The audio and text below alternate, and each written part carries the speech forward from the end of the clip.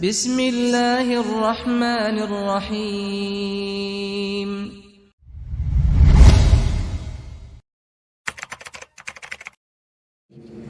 Wabihi nasta'inu ala umuri dunya waddin. Asyhadu an la ilaha illallah wahdahu la syarikalah, ilahul awwalina wal akhirin. Wa asyhadu anna Muhammadan abduhu wa rasuluhu shadiqul amin.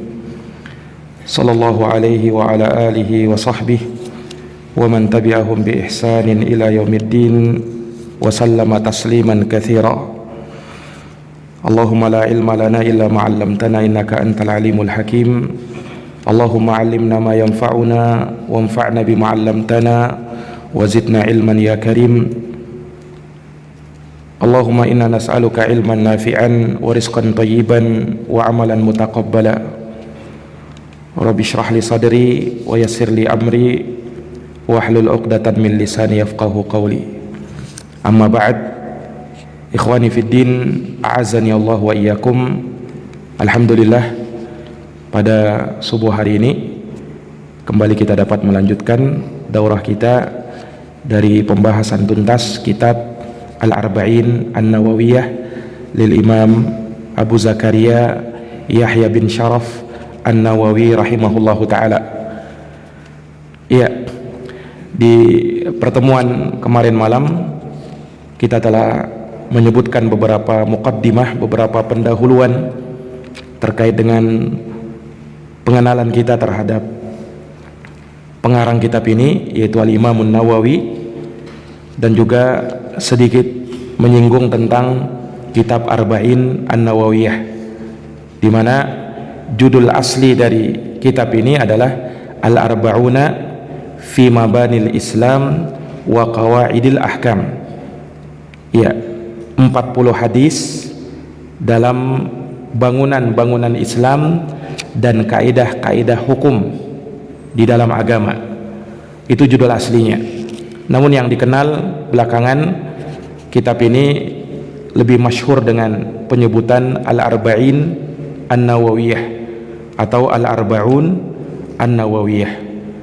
Nah, ikhwani fiddin, a'azzani Allah wa iyyakum. Al-Imam An-Nawawi rahimahullahu ta'ala, sebelum beliau menyebutkan satu persatu hadits-hadits yang beliau bawakan dalam kitab ini, maka beliau memulai dengan khutbah. Beliau memulai dengan pendahuluan, muqaddimah atau kata pengantar.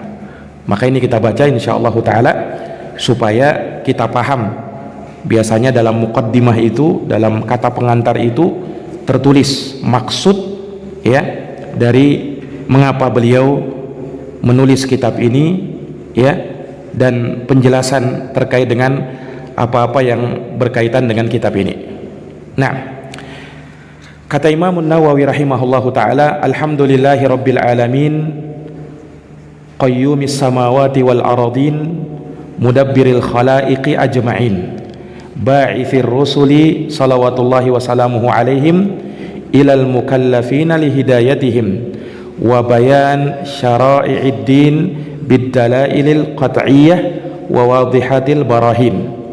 Ahmaduhu ala jami'i ni'amihi wa as'aluhu al-mazida min fadlihi wa karamihi wa ashhadu an la ilaha illallah al-wahidul qahhar al-karimul ghaffar wa ashhadu anna sayyidana Muhammadan abduhu wa rasuluh wa habibuhu wa khaliluh afdalul makhluqin al-muqarramu bil qur'anil aziz al-mu'jizah al-mustamirrah ala ta'aqubis sinin wa bisunanil mustamirrah wa bisunani al-mustanirah lil mustarsyidina al-mahsusi bi jawami'il kalim wa samahatid din salawatullahi wa salamuhu alaihi wa ala sairin nabiyyin wal mursalin wa ali kullin wa sairis salihin. Ini muqaddimah beliau.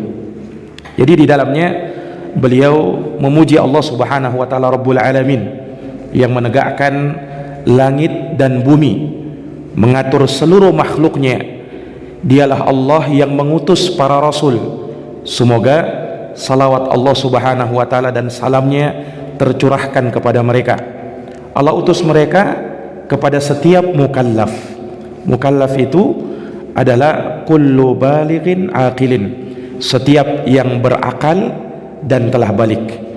Allah utus para rasul kepada mereka lihidayatihim, untuk memberi hidayah kepada mereka. Hidayah yang dimaksud di sini adalah hidayatul bayan wal irsyad, hidayah memberikan bimbingan dan petunjuk, bukan hidayatul ilham, karena hidayatul ilham itu hanya dimiliki oleh Allah subhanahu wa ta'ala. Hidayatul ilham wat taufiq, hidayah untuk memberikan ilham dan taufik itu hanya milik Allah subhanahu wa ta'ala. Adapun selain Allah subhanahu wa ta'ala, maka mereka memiliki hidayatul irsyad wal bayan, dan termasuk diantaranya dan paling utamanya adalah para nabi dan para rasul. Nah, maka Allah subhanahu wa ta'ala mengutus mereka untuk memberikan hidayah kepada makhluk dan menjelaskan syariat agama dengan dalil-dalil yang kuat dan bukti-bukti yang sangat jelas. Maka aku memuji Allah subhanahu wa ta'ala atas segala nikmat yang Allah berikan kepada saya. Wa as'aluhul mazida min fadlihi wa karamih, dan aku meminta kepada Allah tambahan nikmat itu dari karunia dan kemuliaannya. Nah, la in syakartum la azidannakum, kalau kalian mensyukuri nikmat Allah, maka Allah akan tambahkan nikmat itu.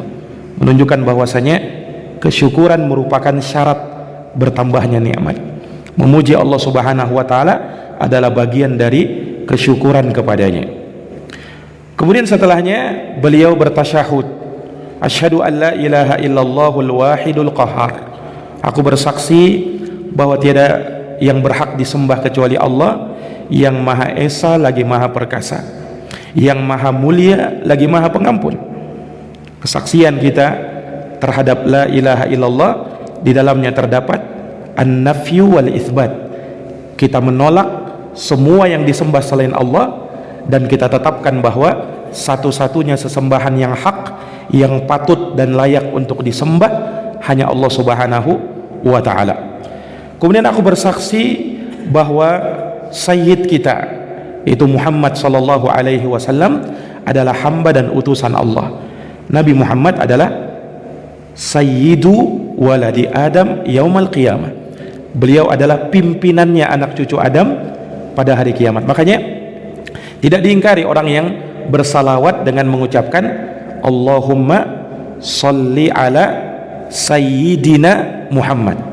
Iya, secara lafaz dan secara makna itu tidak diingkari, karena memang Rasulullah sallallahu alaihi wasallam adalah sayyidu waladi Adam. Beliau sendiri yang berkata seperti itu, ana sayyidu waladi Adam yaumal qiyamah wala fakhr, aku adalah sayyidnya, pimpinannya anak cucu Adam pada hari kiamat, dan tidak boleh untuk berbangga diri. Nah, maka beliau adalah sayyid kita, pimpinan kita, dan sayyidu al-anbiya'i wal mursalin, beliau adalah pimpinan para nabi dan para rasul, Muhammad sallallahu alaihi wasallam.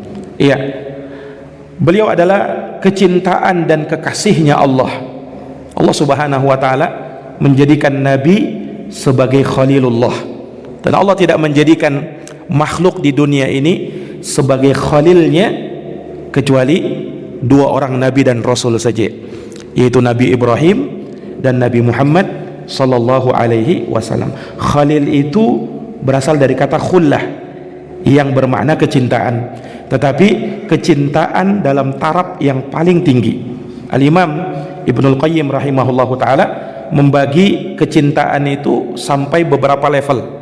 Yang paling tingginya adalah level khullah, isim fa'ilnya adalah khalil, yaitu boleh kita terjemahkan mungkin dengan bahasa kekasih.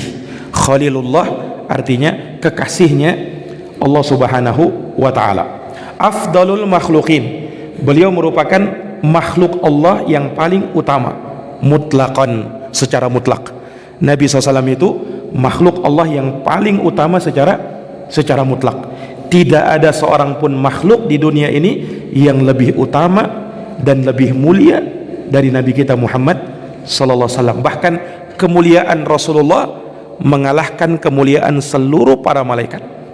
Ya, kemuliaan Rasulullah itu mengalahkan kemuliaan seluruh para malaikat Allah Subhanahu wa taala.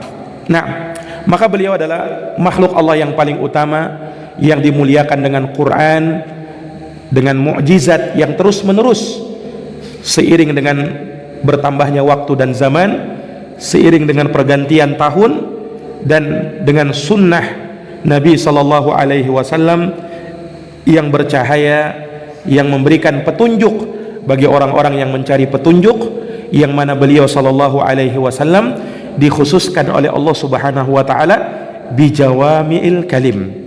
Jawami'ul kalim adalah kalimat yang ringkas dari Nabi tetapi mengandung makna yang sangat luas. Itu kekhususannya Nabi. Karena beliau SAW bersabda, bu'ithtu bijawami'il kalim. Aku diutus oleh Allah Subhanahu wa taala dengan jawami'ul kalim. Kalimat-kalimat ringkas dari Nabi tetapi mengandung makna yang sangat luas. Makanya kalau kita lihat hadits-hadits Nabi itu ringkas dia, tetapi disyarah oleh para ulama, dijelaskan oleh para ulama sampai berjilid-jilid.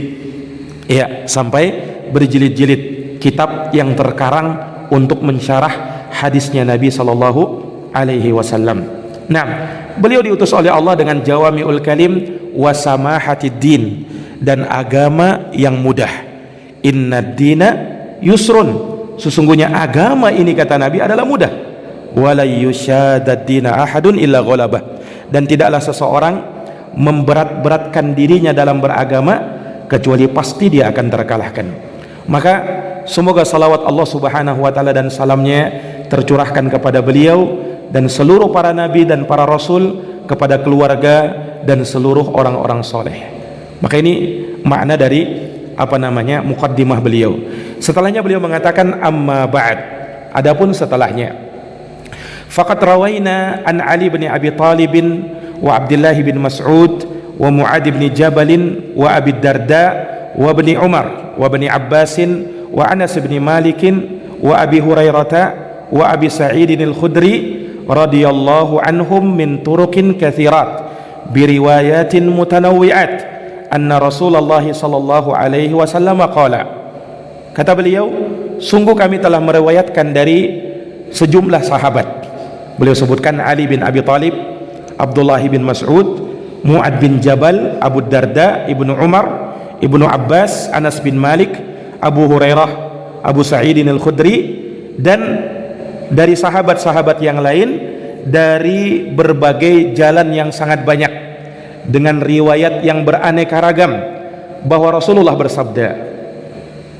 Ini menyebutkan keutamaan orang yang menghafalkan kitab Arba'in, 40 hadis Nabi. Kata Nabi, qala man hafidha ala ummati arba'ina hadithan min amri diniha ba'athahu Allahu yawmal qiyamah fi zumratil fuqaha'i wal ulama.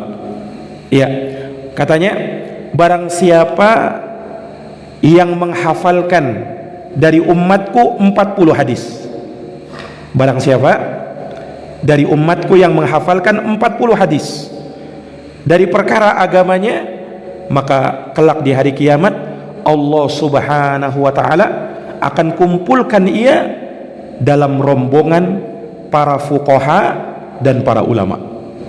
Allah akan kumpulkan dia dalam rombongan para fuqaha, para ahli fiqih dan para ulama. Dalam satu riwayat, ba'athahullahu faqihan wa aliman. Allah akan bangkitkan dia yang hafal 40 hadis itu sebagai seorang yang faqih, ahli fiqih, dan sebagai seorang yang alim. Wa fi riwayati Abi Darda, dalam riwayat Abu Darda dikatakan, wa kuntu lahu yaumal qiyamah syafi'an wa syahida, dan aku pada hari kiamat bagi orang yang menghafal 40 hadis sebagai pemberi syafaat untuknya dan sebagai saksi untuk dirinya. Wa fi riwayat Ibnu Mas'ud, dalam riwayat Ibnu Mas'ud, qila lahu, akan dikatakan kepada dia, orang yang hafal 40 hadis, apa katanya? Udkhul min ayyi abwabil jannati min ayyi abwabil jannati syi'ta. Masuklah kamu dari pintu surga mana saja yang kamu kehendaki. Wa fi riwayat Ibnu Umar, dalam riwayat Ibnu Umar, kutiba fi zumratil ulama wa husyira fi zumratis syuhada. Orang yang hafal 40 hadis akan dicatat dalam barisan rombongan para ulama dan dikumpulkan dalam rombongan para syuhada, orang-orang yang mati syahid. Ini luar biasa keutamaannya. Orang yang hafal apa? 40 hadis. Tapi sayangnya kata Al-Imam An-Nawawi, wattafaqal huffadhu ala annahu haditsun dha'ifun kathurat turuquh. Hadis ini sepakat para ulama ahli hadis, para huffaz, bahwa dia hadis yang dhaif. Hadisnya apa? Hadisnya lemah, walaupun sangat banyak jalan-jalannya, tapi hadis itu lemah, tidak bisa dijadikan hujjah. Jelas ini? Nah, akan tetapi ikhwani fiddin azani Allah wa iyyakum, bukan artinya tidak ada keutamaan orang yang mempelajari hadis Nabi. Kalau kita lihat tadi hadis itu luar biasa kan? Andaikan itu sahih, tapi sayangnya hadis itu tidak sahih. Nah, sayangnya hadis itu tidak sahih. Iya. Tapi Imam Nawawi rahimahullahu taala tidaklah bersandar dengan hadis dhaif tersebut. Dan para ulama pun demikian. Sehingga beliau mengarang 40 hadis, tidak. Ada riwayat yang lain, ada hadis sahih yang menjelaskan keutamaan orang yang menghafalkan hadis Nabi. Iya, maka kata beliau, wa qad sannafal ulama'u fi hadzal babi ma la yuhsa minal musannafat. Sungguh para ulama banyak menulis, mengarang dalam bab ini kitab Arba'in, mengumpulkan 40 hadis. Itu sangat banyak dari para ulama, dan sangat banyak tulisan-tulisan ya yang memuat 40 hadis Nabi. Fa awwalu man alimtuhu sannafa fihi huwa Abdullah ibnul Mubarak. Maka yang pertama kali yang mengarang, menulis kitab Arba'in, kumpulan 40 hadis, adalah Imam Abdullah ibnul Mubarak. Abdullah ibnul Mubarak, ulama dari kalangan tabi'in, muridnya sahabat. Nah, bahkan kata Abu Tahir As-Silafi, Imam Abdullah ibnul Mubarak ini, beliaulah yang pertama kali mensunnahkan mengarang buku Arba'in. Nah, setelahnya para ulama yang datang berikutnya itu mengikuti Imam Abdullah ibnul Mubarak. Jadi yang pertama kali menulis kitab Arba'in siapa? Ibnul Mubarak, Al-Imam Abdullah ibnul Mubarak.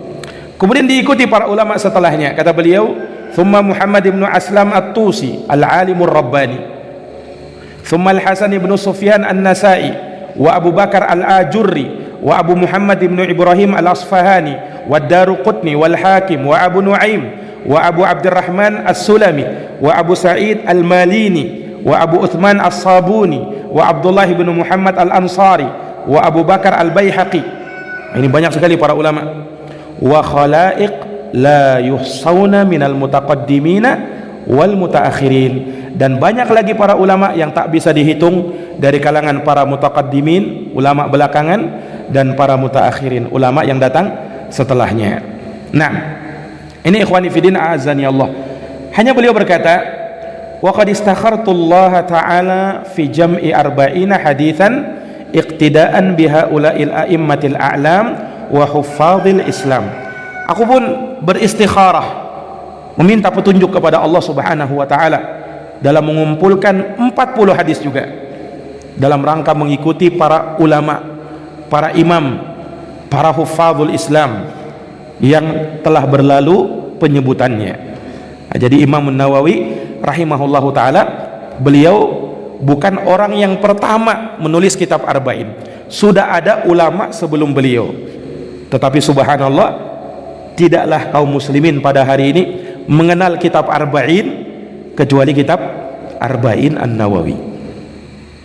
Sementara kitab Arba'in yang lain sedikit dari kita yang mengenalnya, sedikit dari kaum muslimin yang memahaminya. Bahkan kalau disebut kitab Arba'in, maka yang tergambar dalam benak kita langsung Arba'in An-Nawawiyah. Nah, ini menunjukkan keberkahan tulisan beliau, dan inilah athar dari keikhlasan itu, pengaruh dari yang namanya keikhlasan. Nah, walaupun para ulama tentunya tidaklah kita tuduh mereka tidak ikhlas di dalam menulis kitab-kitab mereka, tetapi tentu saja ya tingkatan atau level keikhlasan itu berbeda-beda. Nah, wa qad ittafaqal ulama ala jawazil amali bil haditsid dhaif fi fadailil a'mal. Kata Imam Nawawi, dan sepakat para ulama bolehnya beramal dengan hadis yang dhaif dalam fadailul a'mal, dalam keutamaan amalan boleh beramal dengan hadis dhaif. Bahkan kata Imam Nawawi, sepakat ulama dalam hal tersebut. Ini yang dikritik oleh Imam Nawawi, dari Imam Nawawi. Ya, ucapan beliau sepakat ulama di sini tidak bisa diterima. Kenapa ikhwani fiddin? Karena pada hakikatnya ulama berbeda pendapat. Ada dari kalangan para ulama, baik yang mutaqaddimin dan mutaakhirin, yang tidak setuju dengan hal tersebut. Bahkan Imamul Bukhari sendiri, Imamul Bukhari termasuk ulama yang berpendapat tidak boleh berhujjah dengan hadits dhaif walaupun dalam fadailul a'mal. Nah, dan pada hakikatnya ulama memang beda pendapat. Ada yang membolehkan dan ada yang melarang. Nah, yang membolehkan pun tidak membolehkan secara mutlak. Mereka menetapkan syurut, ada syarat dan ketentuannya. Boleh beramal dengan hadits yang dhaif dalam fadailul a'mal, tidak titik sampai di situ, ada kelanjutannya, yaitu dengan beberapa syarat. Yang pertama syaratnya, hadisnya tidak boleh terlalu dhaif, apalagi sampai maudhu, palsu, tidak boleh. Kalau maudhu hadisnya tidak boleh beramal, tidak boleh berhujjah dengan hadits dhaif dalam fadailul a'mal, tidak boleh. Nah, berarti yang boleh itu hadis dhaif tapi tidak sampai dhaifnya dhaif jiddan, tidak sampai dalam dikatakan lemah sekali. Nah, itu yang pertama. Yang kedua, tidak boleh meyakini validnya hadis tersebut ketika kita mengamalkannya. Jangan mengatakan bahwa oh ini sabda Nabi SAW, ini hadisnya Nabi SAW, tidak boleh. Iya, tidak boleh meyakini seperti itu, tapi hanya sekedar pemberi motivasi, untuk mendorong kita melakukan amalan itu. Ya. Kemudian yang ketiga, tidak boleh mengamalkannya di depan orang awam, sehingga orang-orang jahil nanti meyakini bahwa hadis tersebut memang valid, memang sah dari Nabi SAW. Nah, itu syaratnya. Kemudian syarat lain, bahwa hadis dhaif tersebut tidak menyelisihi nas syar'i yang sahih, yang valid dari Nabi. Kalau menyelisihi nas, apalagi Quran, maka tidak boleh meriwayatkannya. Nah, kemudian syarat yang lain, bahwa ketika membawakan hadis tersebut, maka kita bawakan bisighatit tamrid, dengan bentuk tamrid, bukan ditegaskan qala atau rawa, tetapi ruwiya atau qila, dikatakan konon kabarnya seperti itu. Nah, ini ikhwani fiddin, a'azani Allahu wa iyyakum. Jadi tidaklah mutlak boleh beramal ya dengan hadis dhaif dalam fadailul a'mal, ya. Yang benar bahwa tidak boleh sama sekali beramal dengan hadis dhaif walaupun dalam fadailul a'mal, dan sekalipun dibolehkan ada syarat dan ketentuannya. Nah, kemudian Imam Nawawi berkata, wa ma'ahada falaysa i'timadi ala hadal hadis. Bersamaan dengan ini, bukanlah sandaranku untuk mengarang kitab ini dengan hadis ini, dengan hadis dhaif tadi, tidak. Bal ala qaulihi sallallahu alaihi wasallam fil ahadits sahihah. Bahkan aku bersandar dengan hadisnya Nabi sallallahu alaihi wasallam, liyuballighish syahidu minkumul ghaiba. Hendaknya orang yang hadir menyampaikan hadis kepada yang tidak hadir. Nah, ini perintah dari Nabi sallallahu alaihi wasallam untuk menyampaikan hadis. Ya.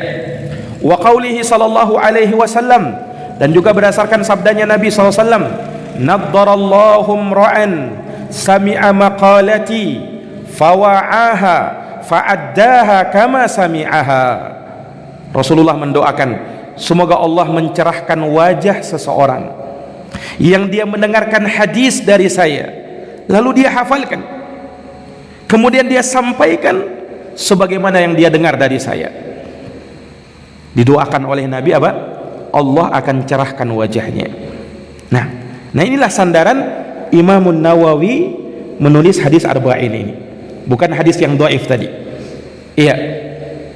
Thumma minal ulama man jama'al arba'ina fi usulid din wa ba'duhum fil furu' wa ba'duhum fil jihad wa ba'duhum fil zuhud wa ba'duhum fil adab wa ba'duhum fil khutab wa kulluha maqasid salihah radhiyallahu an qasidiha.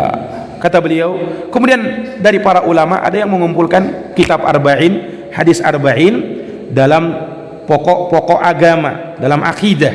Sebagian mengumpulkan dalam perkara furu', dalam perkara fikih.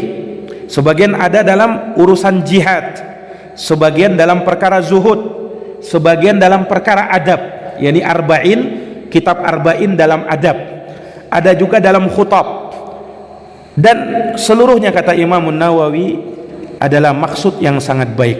Semoga Allah Subhanahu wa taala meridhai mereka seluruhnya dan berniat dengan maksud yang baik seperti itu. Kemudian kata beliau, waqad ra'aitu jam'a arba'ina aham min hada kulli. Dan sungguh, kata beliau, aku memandang untuk mengumpulkan 40 hadis yang lebih penting dari semua itu. Wahya arba'una hadisan mustamila ala jami'i dzalik, yaitu 40 hadis yang mengumpulkan semua perkara agama. Wa kullu haditsin minha qaidatun 'azimatun min qawaidid din. Dan semua hadis yang saya sebutkan itu termasuk dari kaidah besar, dari kaidah-kaidah dalam agama. Wa qad wasafahul ulama bi anna madaral islam bi anna madaral islami alaihi. Ulama telah menyebutkan, mensifatkannya bahwa poros Islam itu berputar pada hadis-hadis tersebut. Au huwa nisful Islam, atau dikatakan bahwa hadis tersebut adalah separuhnya agama. Au thuluthuh, atau dikatakan sepertiganya agama. Au nahwu dzalik, atau semacam itu. Summa altazimu fi hadhil arba'ina an takuna sahihatan. Kemudian kata beliau, aku komitmen, kata Imam Nawawi, mengumpulkan hadis arba'in dan seluruhnya adalah hadis-hadis yang sahih. Seluruhnya adalah hadis-hadis yang sahih. Ini kata Imam Nawawi.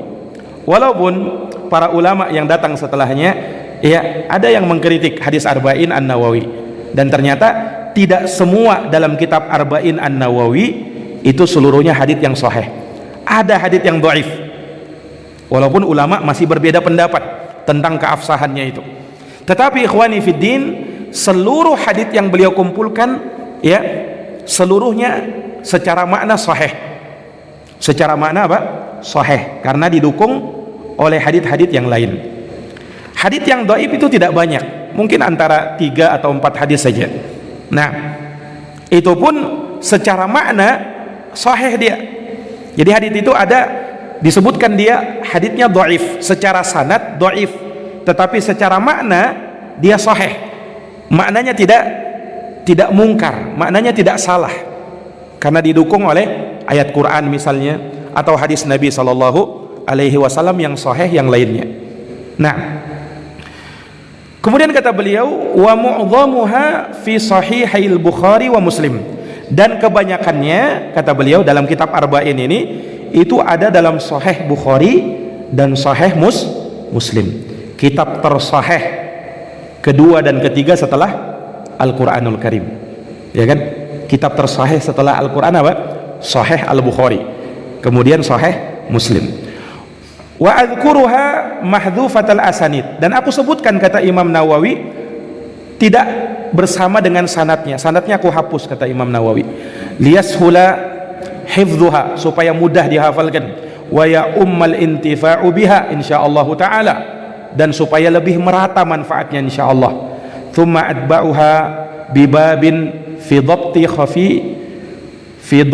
khafi al-fadhiha. Kemudian aku ikutkan setelahnya satu bab yang membabat ya lafaz-lafaz yang masih samar.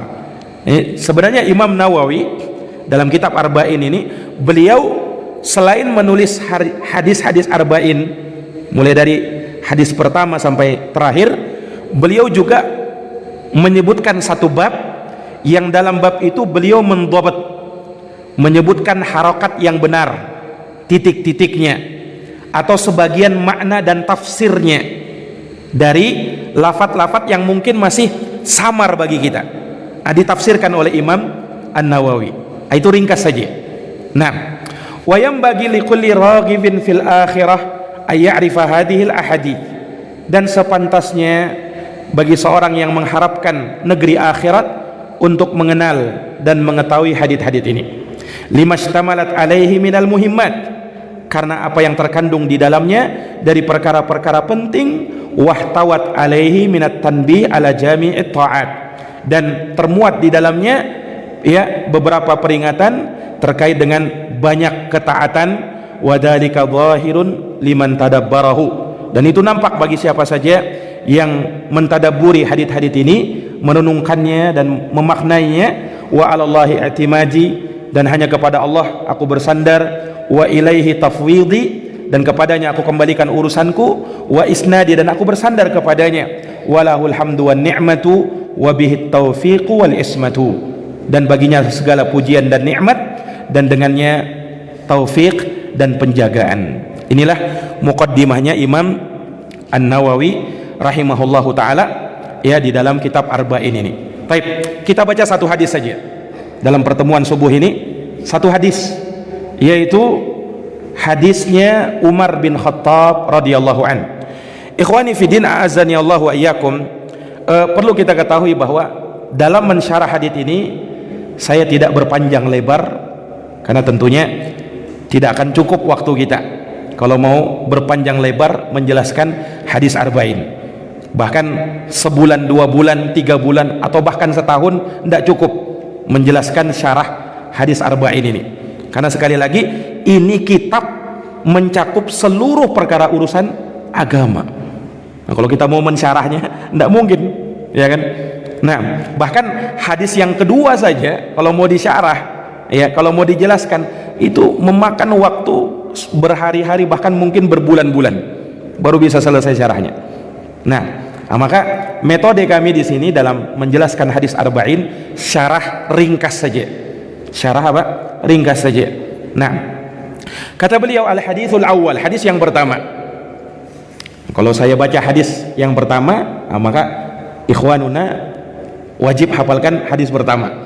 Terus berikutnya saya baca hadis kedua, ketiga, berarti harus sudah hafal hadis tersebut. Nanti disetorkan kepada kita, dan insya Allah nanti dapat riwayatnya. Baik, kata beliau, an Amiril Mu'minin Abi Hafsin Umar ibn al-Khattabi radhiyallahu anhu qala, dari Amiril Mu'minin Abi Hafs Umar ibn al-Khattab, semoga Allah meridhoinya, beliau berkata, sami'tu Rasulullah sallallahu alaihi wasallam yaqul, aku mendengar Rasulullah sallallahu alaihi wasallam bersabda, innamal a'malu binniyat, sesungguhnya amal tergantung dengan niatnya, wa innamal likulli imri'in ma nawa, dan bagi tiap orang akan mendapatkan kebaikan sesuai dengan apa yang dia niatkan. Faman kanat hijratuhu ila Allahi wa rasulih fahijratuhu ila Allahi wa rasulih, barang siapa yang hijrahnya karena Allah dan Rasulnya, maka hijrahnya kepada Allah dan Rasulnya. Wa man kanat hijratuhu lidunya yusibuha aw imra'atin yankihuha fahijratuhu ila ma jara ilaihi, maka hijrahnya sesuai dengan apa yang dia tuju, sesuai dengan apa yang dia berhijrah karenanya. Nah, baik ikhwani fiddin, a'azzani Allah wa iyyakum. Hadits ini diterima dari sahabat Amirul Mukminin Abi Hafs Umar bin Khattab. Terkait dengan biografi beliau, insyaallah taala kita sebutkan ringkas nanti dalam hadis yang kedua, di mana beliau berkata, Rasulullah bersabda, innamal a'malu binniyat, amal-amal itu tergantung dengan niatnya. Nah, ini hukum syariat atas setiap amalan yang kita lakukan. Apapun yang namanya amalan tergantung dengan niat. Tergantung dengan niat. Niat merupakan syarat diterimanya amalan. Kalau ada orang beramal tidak ada niatnya atau niatnya lain-lain, maka amalnya tidak diterima oleh Allah Subhanahu wa taala. Mana dalilnya? Innamal a'malu binniyat. Amal itu tergantung dengan niatnya. Wa innama likulli imri'in ma nawa. Dan bagi setiap orang mendapatkan pahala atau tidak sesuai dengan apa yang dia niatkan. Inilah hukum syariat terhadap orang yang beramal. Nah, orang yang beramal apapun itu amalan, dari amal ibadah, maka dilihat niatnya. Sah tidaknya amalan dia tergantung niat. Besar kecilnya pahala yang dia dapatkan tergantung niat. Tergantung dengan niatnya. Nah, niat inilah yang membedakan antara satu amalan dengan amalan yang lain, ya kan? Salat sunnah qobliyah subuh berapa rakaat? 2 rakaat. Salat sunnah subuh juga 2 rakaat. Apa yang membedakan antara salat sunnah fajar dengan salat fajarnya? Apa yang membedakan? Niatnya, iya kan? Niatnya yang membedakan. Makanya dengan niat terbedakan antara satu amalan dengan amalan yang lain. Kalau ada orang yang sholat asar misalnya, tapi niatnya sholat duhur sampai akhir, gerakannya sama, bacaannya sama, tapi niatnya sholat duhur, sah nggak sholatnya? Tidak sah. Kenapa?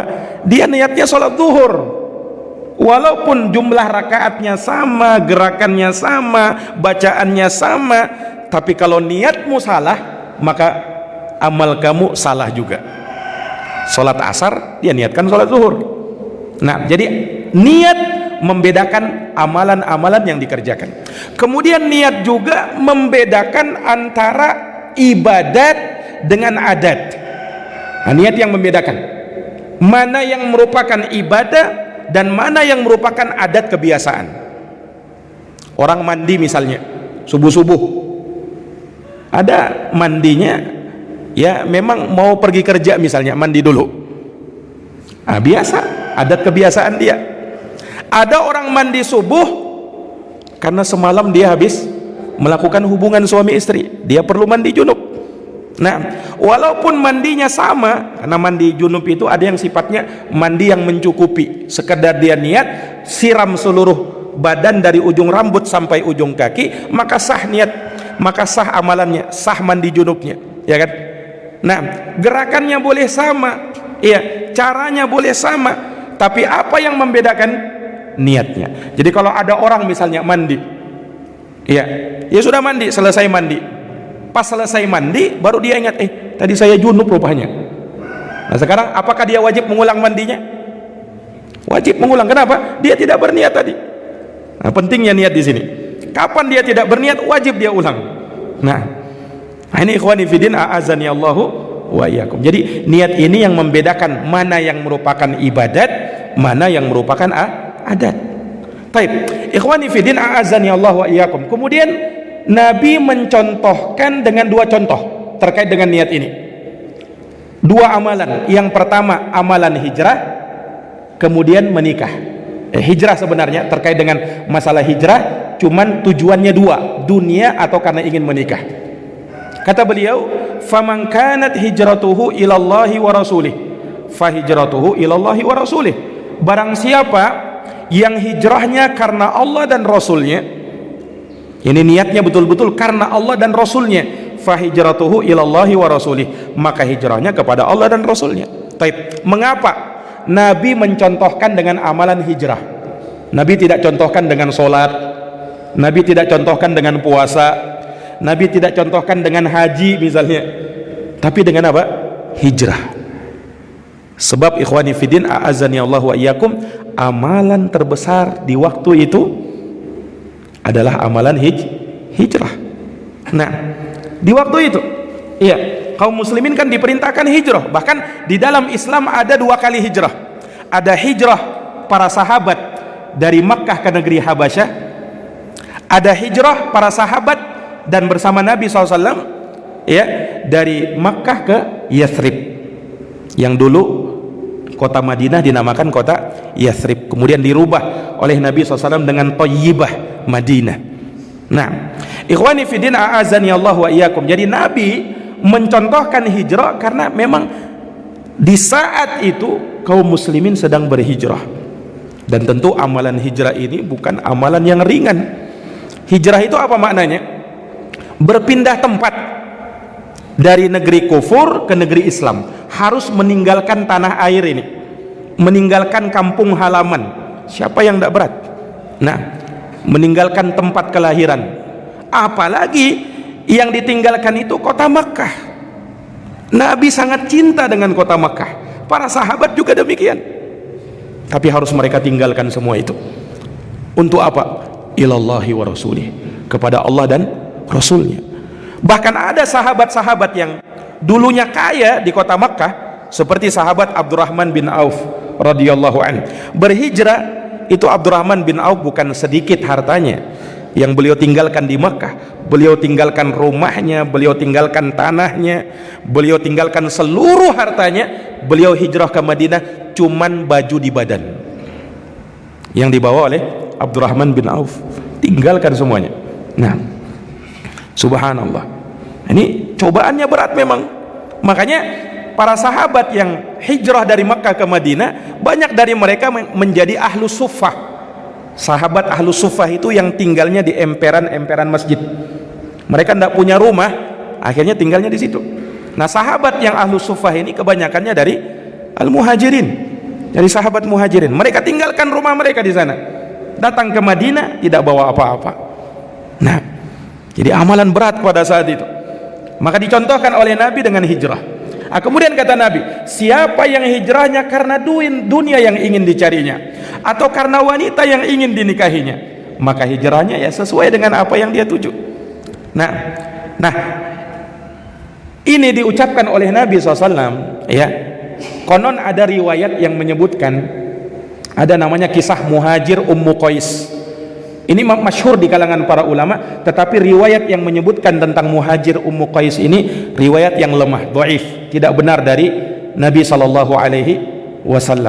terkait dengan sabab wurudnya hadits ini. Nah, tetapi ada juga yang menyebutkan bahwa ada di antara sahabat ketika ingin hijrah, mereka berkata begini, aku meninggalkan kota Makkah, aku tidak membawa apa-apa. Nanti kalau sampai di Madinah, aku mau buat usaha besar. Nah, berceritalah mereka ketika itu, aku ingin membuat usaha, membuat toko, kemudian aku akan berdagang di sana.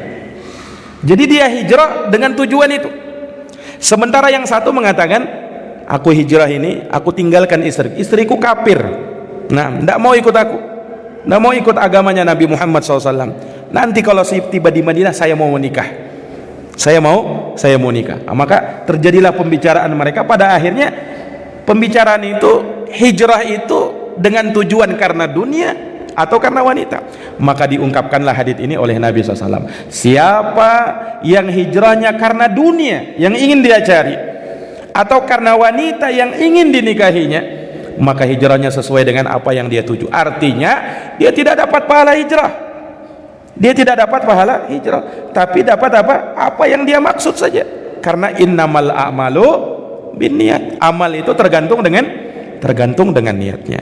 Nah, ini ikhwani fiddin, kandungan global dari hadits ini. Kata Imam Nawawi, rawahu Imamul Muhadditsain, hadits ini diriwayatkan oleh Imamul Muhadditsin, imam para ahli hadits, Abu Abdullah Muhammad ibn Ismail ibn Ibrahim al-Mughirah ibn Bardis al-Bukhari, yang dikenal dengan Imam al-Bukhari. Wa Abul Husain Muslim ibn al-Hajjaj ibn Muslim al-Qushairi an-Naisaburi, ya, ini dikenal dengan Imam Muslim. Imam Bukhari dan Imam Muslim. Muslim itu muridnya Imam Al-Bukhari. Nah, bahkan kata para ulama, tidak mungkin ada Imam Muslim kalau tidak ada Imam Bukhari. Nah, makanya Sahih Muslim itu, ya, kitab Sahih Muslim, walaupun beliau tidak ada meriwayatkan dari Imam Bukhari dalam hadits itu, tetapi kata para ulama, tidak mungkin ada Sahih Muslim kalau tidak ada Sahih Al-Bukhari.